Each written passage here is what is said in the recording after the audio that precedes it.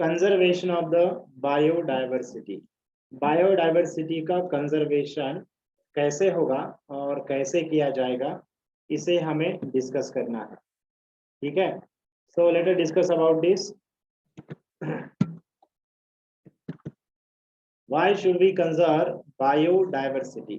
Biodiversity को हमें conserve क्यों करना चाहिए?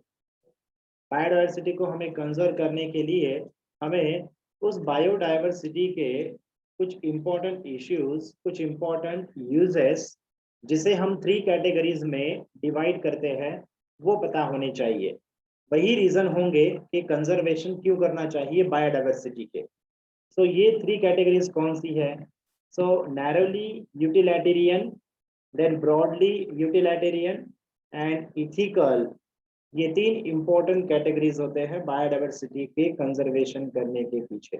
ये 3 इंपॉर्टेंट रीजन होंगे।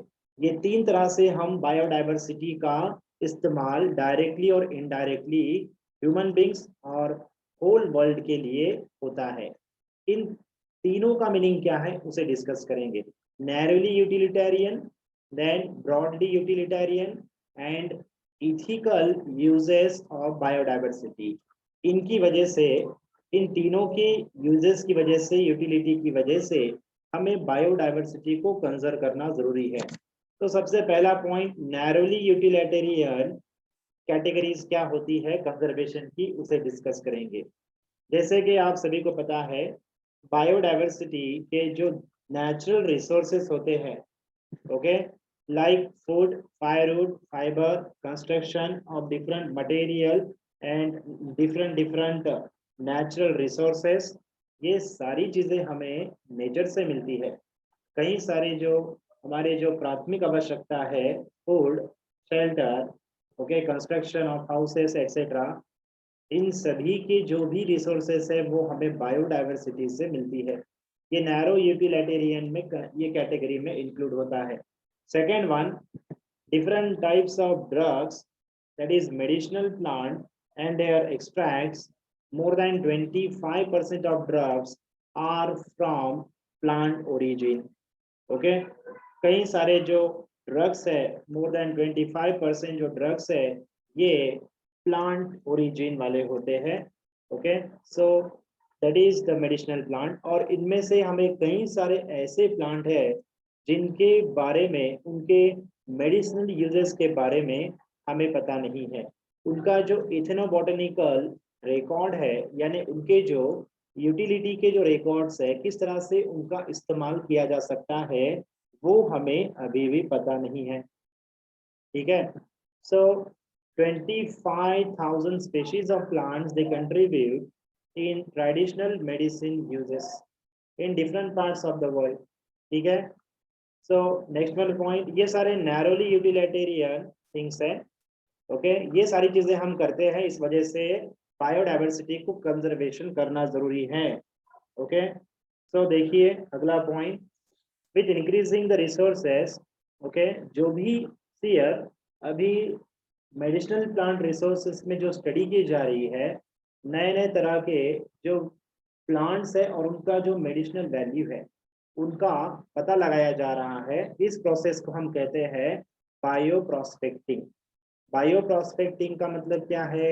Exploring molecular, genetic as well as species level diversity for products of economic important. जो बायोलॉजिकल रिसोर्स है, उन्हें वो किस तरह से हमारे यूज में लाए जा सकते हैं, उस स्टडी को हम बायो प्रोस्पेक्टिंग कहेंगे।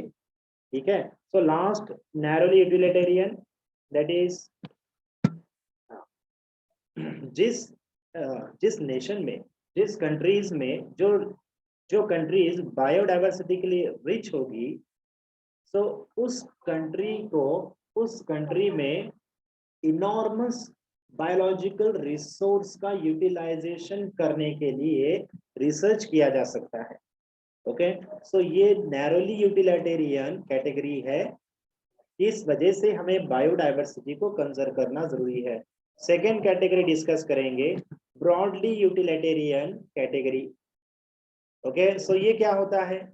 Ecosystem services that nature provide us, okay, जो भी बैलेंस इकोसिस्टम है, नेचुरल इकोसिस्टम हमारे आसपास जो भी है, उस इकोसिस्टम से हमें कई सारे बेनिफिट मिलते हैं डायरेक्टली और इनडायरेक्टली।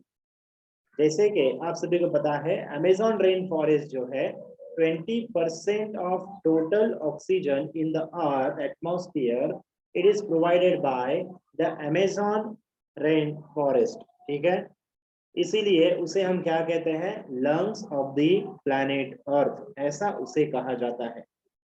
ओके, सो इस नेचर में आपको पता है most of the pollination, most of the pollinating agencies are the insects। Okay, और इन पॉलिनेशन की वजह से ही फर्टिलाइजेशन होकर फ्रूट सेटिंग होती है। वरना अगर ये पॉलिनेशन नहीं होता, इंसेक्ट के द्वारा अगर पॉलिनेशन नहीं होगा, तो कई सारे जो प्लांट्स है, ओके, वो एक्सटिंक्ट हो जाएंगे। देन एस्थेटिक प्लेजर,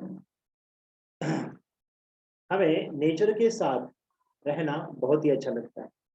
ओके, हम बॉटनिकल गार्डन, कई तरह के गार्डन या फिर फॉरेस्ट सफारी, ओके, ये सारी चीज़ों में हम घुल मिल जाते हैं। तो ये सारी चीज़ें, ये एस्थेटिक वैल्यू या एस्थेटिक प्लेजर कहलाती है। हिल स्टेशन में जाना गर्मी के दिनों में वगैरह, ये सारी जो चीज़ें हैं, ये हमारे एस्थेटिक प्लेजर से संबंधित है। सो ये ब्रॉड यूटिलिटेरियन कैटेगरीज है, इन्हें हमें याद रखना है। चलिए अगला point, last, ethical issues. Okay, ethical argument अगर हम देखते हैं तो biodiversity, it is related to what we owe to millions of the plant, animals and microbe species with whom we share this planet। Okay, तो इस planet पर different plant species, animal species और microbes, ये सारे एक दूसरे का इस्तेमाल कर रहे हैं, और ह्यूमन बीइंग भी इन सभी का इस्तेमाल कर रहा है। ओके, तो ये बहुत ही इंपॉर्टेंट है, ये इथिकल इश्यूज में आ जाएगा। देन फिलोसॉफिकली और spiritually, that is spiritually, we need to realize that every species has the intrinsic value। Okay, इस धरती पर रहने वाले हर एक स्पेशीज को इस नेचुरल रिसोर्सेज का यूटिलाइजेशन करने का अधिकार है। ओके, हम ह्यूमन हैं इसलिए सिर्फ हमें ही अधिकार है, ऐसा नहीं है। ओके, अगर किसी स्पेशीज के बारे में हमें, अगर उसके बारे में कोई जानकारी अगर हमें नहीं है कि वो किस तरह से ह्यूमन की यूटिलाइजेशन में इस्तेमाल की जा सकती है, ओके, तो उस स्पेशीज को आगे जाकर उसकी यूटिलाइजेशन के बारे में हम सोच सकते हैं, या नई रिसर्च के द्वारा उस स्पेशीज का यूटिलाइजेशन सामने आ सकता है। Okay, so we have to moral duty to care all well-beings and pass on our biological legacy in good order to future generation। यानी अभी जो भी, सपोज कोई अगर प्लांट है वो हमारे काम का नहीं है, तो हमें उसे नष्ट कर देंगे, ये हमें अधिकार नहीं, क्योंकि वो प्लांट अगर हमारे लिए आवश्यक नहीं है, तो वो किसी दूसरे और प्लांट्स के लिए या एनिमल्स के लिए या माइक्रोब्स के लिए आवश्यक हो सकता है, जिसके बारे में हमें पता नहीं है। सो ऐसे प्लांट्स को, एनिमल्स को जो है, उन्हें उनके हैबिटेट से हटाने का हमें अधिकार है। तो ये इथिकल वैल्यूज है, इसकी वजह से बायोडाइवर्सिटी को कंजर्व करना जरूरी है। So these are the 3 different categories. Okay, narrowly utilitarian, broadly utilitarian and ethical utility of the biodiversity. इसकी वजह से हमें बायोडाइवर्सिटी को कंजर्व करना चाहिए। अगला point, how should we conserve, how could we conserve the biodiversity, or how do we conserve the biodiversity? हम कैसे बायोडाइवर्सिटी को कंजर्व कर सकते हैं? There are 2 important methods of conservation of biodiversity। उस 2 मेथड को हम डिवाइड करते हैं, in situ conservation and ex situ conservation. ऐसे 2 पॉइंट्स में इसे हम डिवाइड करते हैं, in situ conservation and ex situ conservation. Then ये क्या होता है, उसे इन दोनों के बीच में क्या इंपॉर्टेंट अंतर है? In situ conservation, the conservation of nature and natural resources in its natural habitat, इसे हम इन सीटू कंजर्वेशन कहते हैं। Second one, ex-situ conservation. The conservation of resources, nature and natural resources away from its natural habitat is called ex situ conservation. इसे हम ex situ conservation कहते हैं. तो सबसे पहले डिस्कस करेंगे इन सिटू कंजर्वेशन के बारे में. नाउ ऐसी कौन सी जगह है जहां पर नेचुरली इन सिटू कंजर्वेशन किया जा सकता है, नेचुरली कंजर्वेशन किया जा सकता है. सो biodiversical hotspot. What is meant by hotspot? Hotspot, it is the area, that is the specific area where different types of native species have been distributed. Naturally they are occurring. Okay, तो उसे हम इंडेमिज्म कहते हैं. Okay, कुछ एक specific habitat पर ही कुछ species पाए जाते हैं. सो उसके अलावा कहीं और वो स्पेशीज नहीं पाए जाते दुनिया में, तो उसे हम इंडेमिक स्पेशीज कहते हैं. तो बायोलॉजिकल हॉटस्पॉट यहाँ पर इंडेमिज्म नजर आता है. टोटल 34 हॉटस्पॉट है. सबसे पहले 25 हॉटस्पॉट थे, उसके बाद 9 डिफरेंट हॉटस्पॉट ऐड किए गए और इस तरह से टोटल हॉटस्पॉट 34 इस धरती पर मौजूद है. हॉटस्पॉट मतलब क्या होता है? Hotspot, it is the biodiversitically rich area that contain endemic species, यानी the endemic species means the native species. Okay, तो इसे हम हॉटस्पॉट कहते हैं.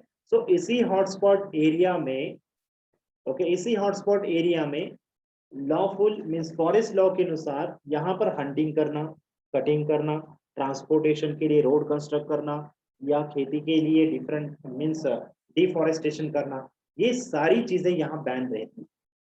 देन सेकेंड वन, वेस्ट, हमारे इंडिया में 3 इंपॉर्टेंट हॉटस्पॉट है. पहले सिर्फ 2 ही हॉटस्पॉट हुआ करते थे, that is eastern Himalaya and western Ghat. अभी हमारे इंडिया में 3 डिफरेंट हॉटस्पॉट है. वह कौन से हैं? पहला है वेस्टर्न घाट एंड श्रीलंका, दूसरा है इंडो बर्मा एंड तीसरा कहलाता है हिमालय. सो ये 3 इंपॉर्टेंट हॉटस्पॉट हमारे इंडिया में है.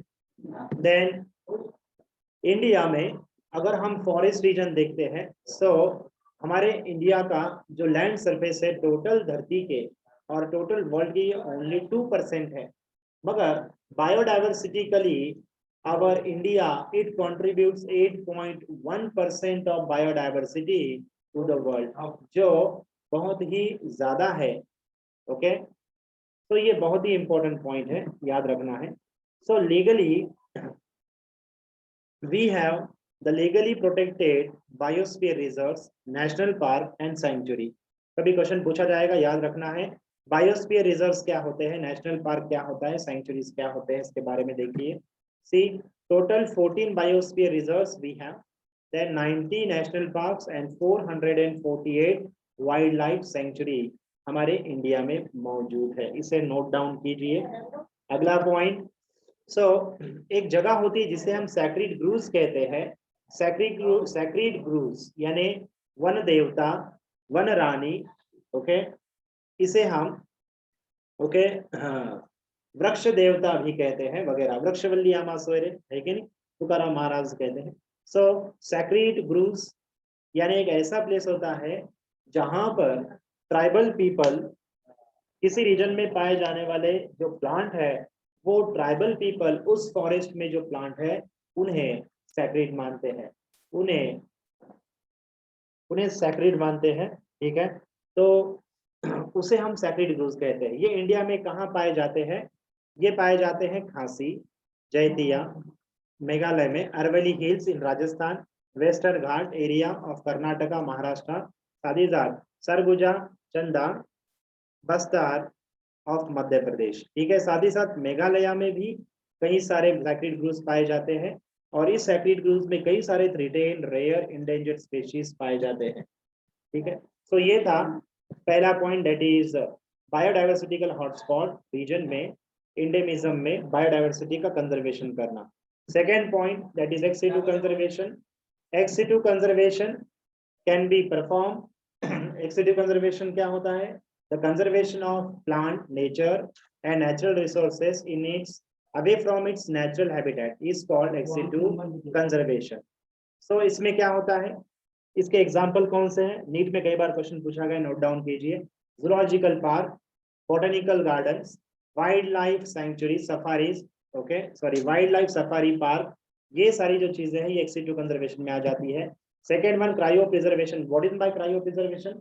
The conservation of plant parts और टिश्यूज और the cells, okay, of natural resources in liquid nitrogen at -196 degrees Celsius. It is called the cryopreservation technique. ये बहुत ही important है। Then eggs can be fertilized, okay, in test tube. We know that test tube baby method.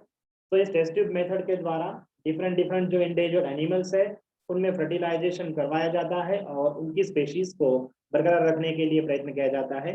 So that is in vitro fertilisation. Then plants can be propagated by using tissue culture method. Okay, tissue culture method में plant को propagate किया जाता है, उसका multiplication किया जाता है, micro propagation किया जाता है और मल्टीपल कॉपीज जो भी होते हैं उसकी हार्डनिंग कर कर उसे नेचुरल हैबिटेट में इम्प्लांट कर दिया जाता है। इसे हम टिश्यू कल्चर टेक्निक कहेंगे। देन सीड बैंक्स, जो सीड्स जो होते हैं उसे उसे कंजर्वेशन करने के लिए एक जगह होती है, उसे हम सीड बैंक कहते हैं। तो इस सीड बैंक में डिफरेंट प्लांट रिसोर्सेज की जो सीड्स है उसे कंजर्व किया जाता है। Then responsibility, what is the responsibility of human being and और द होल वर्ल्ड?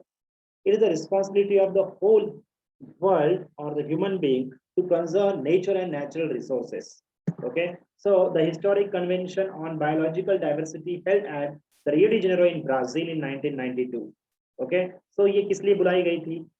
ये जो थी द अर्थ समिट, ओके, ये रियो डी जेनेरो में बुलाई गई थी। किस लिए, किस वजह से? All nation to take appropriate measure for conservation of biodiversity and sustainable utility of the benefits. Okay, इस वजह से ये हिस्टोरिकल जो कन्वेंशन है अर्थ समिट जो है वो बुलाई गई थी।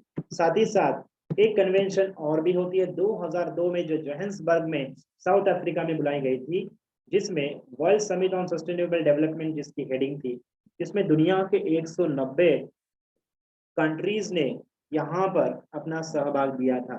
साथ ही साथ इसका एक एम था, what was the aim of that world summit? इसका एम ये था कि सभी कंट्रीज ने 2020 तक ये कमिटमेंट करना चाहिए कि जो भी नेचर को जो भी रिडक्शन हो रहा है या जो भी लॉस हो रहा है उसे कम कर दिया जाए। Okay, current rate of biodiversity loss at global level, regional level and different local level must have to be decrease. ये 2010 तक का इनका एक एम था। ओके, तो इस तरह से ये एक्सिटिव कंजर्वेशन के पॉइंट हमने कवर किए और यहाँ पर ये जो चैप्टर है ये कंक्लूड होता है, समाप्त होता है। ठीक है, अगर आपको कोई सवाल है तो आप मैसेज कीजिए। ठीक है, तो यहाँ पर ये चैप्टर समाप्त हो जाता है। ओके, सो कल सवेरे हमारा लेक्चर रहेगा। ठीक है, 10 से 12 के बीच में होगा। ओके, आज कुछ प्रोग्राम की वजह से हमारा लेक्चर नहीं हो पाया। ठीक है, कल हम लेक्चर जो है समय पर ले लेंगे। ठीक है, तो यहाँ पर ये चैप्टर समाप्त होता है, लास्ट चैप्टर बचता है। ओके, उसे हम डिस्कस करेंगे next time. Okay, see you tomorrow. Sir 10 से पहले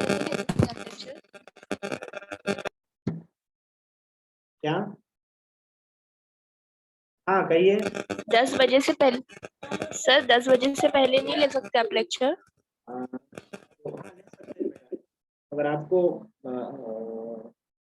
7 to 8, 8 to 9, ओके 8 to 9 ले सकते हैं बेटा। ठीक है, हाँ सर।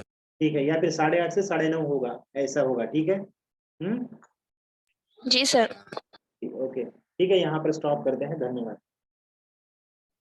कोई प्रॉब्लम रहने से भेज दो, जो भी प्रॉब्लम है आपके व्हाट्सएप पर मैसेज सेंड कर दो। धन्यवाद। ठीक है।